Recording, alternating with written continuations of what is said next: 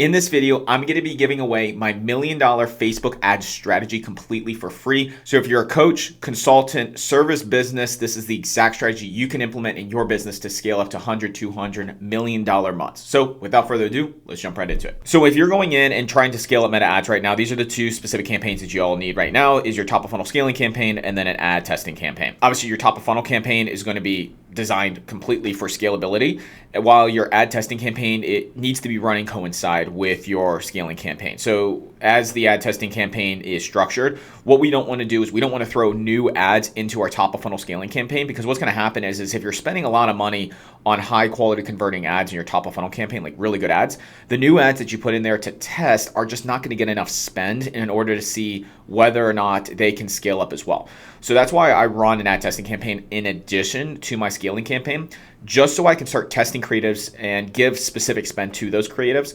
That way, once they prove and start hitting KPI, then I will copy and paste them over into our scaling campaign. That way, you kind of have a campaign that's always getting new creatives ready to go and move it over to that scaling campaign once they hit a particular benchmark. My recommendation is allow that creative to get at least 2 results. So if you're optimizing for website purchases or website schedules, make sure you get 2 purchases or 2 website schedules within KPI before moving it over to your scaling campaign. If it is not able to hit that, then I would just turn it off in your ad testing campaign and replace it with another. So to break down your top of funnel scaling campaign, what's going to basically be in this one are 4 specific ad sets. First one being your retargeting, which is going to be 20% of your overall total budget for this campaign. You can obviously break up your spend as you see fit, but I recommend running this in an ABO style. But your retargeting is going to be full of just testimonial ads. These testimonials are, hey, I utilize X's business to scale up my business to X amount, or I utilize John's coaching fitness program to get my 6-pack within 30 days. It's been unbelievable. Those are the testimonials that you're running inside there. Obviously, I have 3 ads in each of these. You can have anywhere, I would at bare minimum have 3 to 5. But if you can have 7 to 10 ads running, especially if you're spending about $100 a day in total across this top of funnel, that would be preferred. Next is going to be your broad. So broad is just going to have no particular interest targeting. It's just going to be wide open. You can narrow it down to demographic if you need to.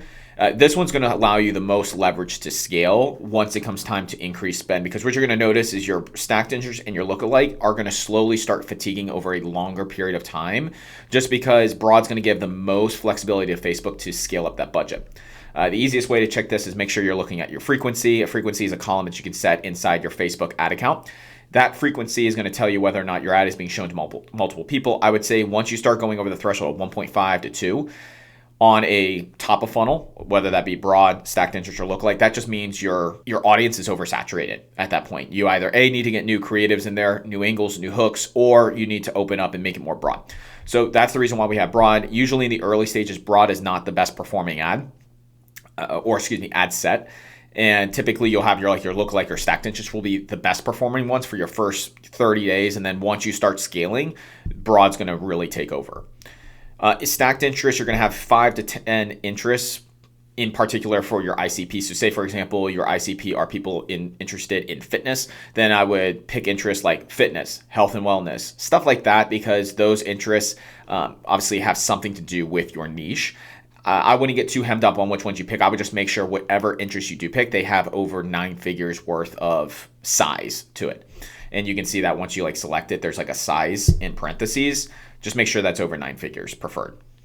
And then obviously a lookalike audience. Lookalike audience can be based off of lookalikes of your Instagram followers last 90 days, Instagram or Facebook followers last 90 days, any profile visits within the last 7 days. And then I would recommend making sure that you're scraping emails, utilizing email lists, and creating a CSV file that you can upload and create a lookalike audience based upon your email list as well. Now, inside each of these, broad, stacked, and lookalike, you're going to have the same 3 to 5 ads that you have in this one, in this one, in this one, right? We're not going to put 3 or 5 different ads in this one, 3 to 5 different ads in this one, and 3 to 5 ads in the different ones in this one. What we want to do is we want to make sure all of our ads are the same across the board, right? So if we put 3 ads in here, right, and one has a female, another one has a male, and then the other one is a hook focusing on moms and dads. Let's say, for example, those are our 3 ads. Then we want to make sure those same 3 ads that are in broad are put into stacked interest, are put into lookalike. Because when it comes to testing when it comes for ads specifically, you can only test one variable at a time. Now, retargeting is kind of a caveat to that because retargeting is more so focused on testimonials, case studies, maybe some more deeper dives. And that's the reason why those ads are typically different than these. But because we're testing multiple different interests within the ad set, we want to make sure that we're only testing one variable. That variable being the interest, being the different. Now, let's say, for example, you get an ad that's performing well in creative testing and you want to add that in here. What you would do is you would add it both into, or not just into broad, but broad, stacked interest, and lookalike. So if you had, say, for example, ad 4 was performing well in the creative testing and you wanted to move ad 4 into these, we would just copy and paste it into all three of these. And then when it comes to scaling up the budget, you just want to scale up in 20% increments as long as you're hitting your KPI benchmark. I just went over a video on scaling with Facebook ads and the exact scaling strategy you need. I would recommend watching that video.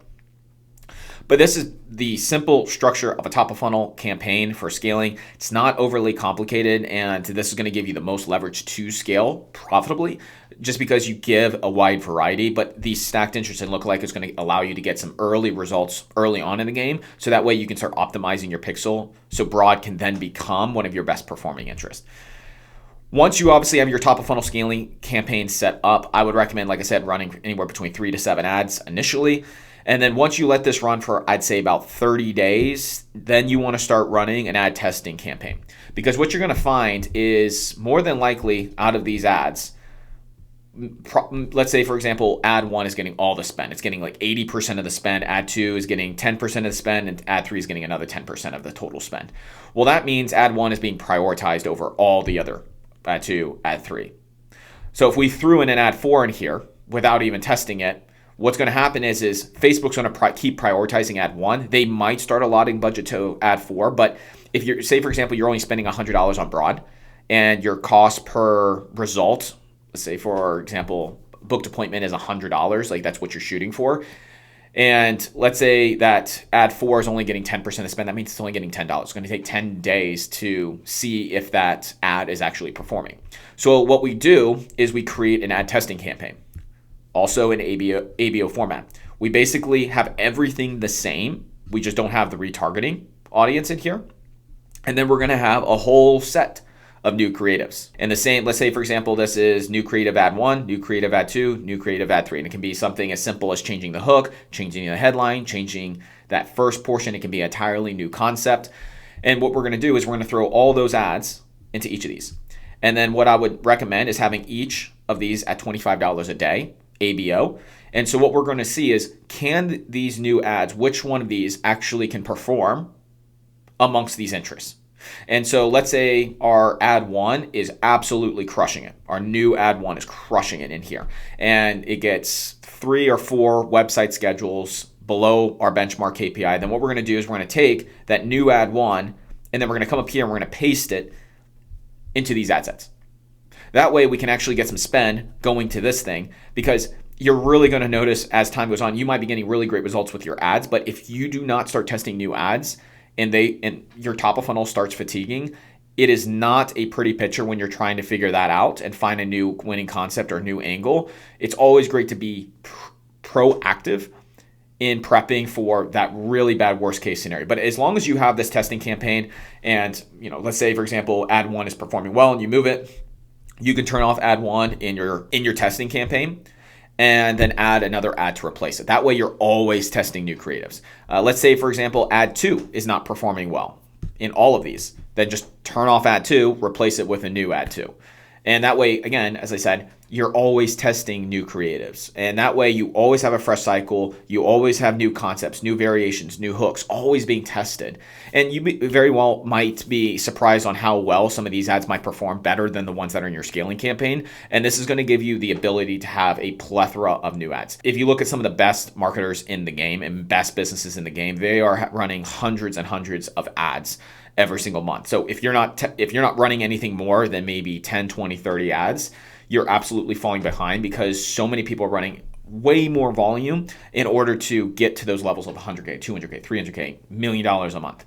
And in all transparency, if you do this, you'll set yourself aside from all of the other competition out there because not as many people are doing this. A lot of ad agencies won't even do this because there's not really an incentive for them to create new creatives for you, because then they're dipping into their funds that you just paid them. That's why it's extremely important to understand that creative volume is the key to this. And as long as you create these 2 campaign setups, you guys will be set moving forward. So if you guys have any questions, drop a comment below. And with that being said, I will catch you guys in the next video.